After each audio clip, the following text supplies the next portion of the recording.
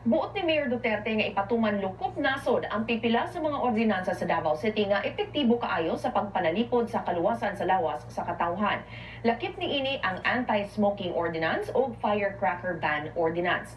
Giangkon sa mayor nga makuhaan siya og boto tungod ni ining maong mga ordinansa.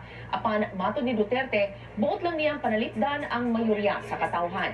Lakip unya sa apektado sa firecracker ban, mao ang mga tigihimo og pabuto sa Bulacan ug Lapu-Lapu City sa Subo. Dito sa Davao, gidili ang pagkupot, pagpaligya ug paggamit og firecracker bisan pa man dunay national law nga nag-regulate sa industriya sa firecrackers. Kalabot sa smoking ordinance, apektado ni ini ang daghang manigarilyo kinsa na anad pagpanabako bisan asa. Dito sa Davao, limited ang mga lugar nga mahimong manigarilyo.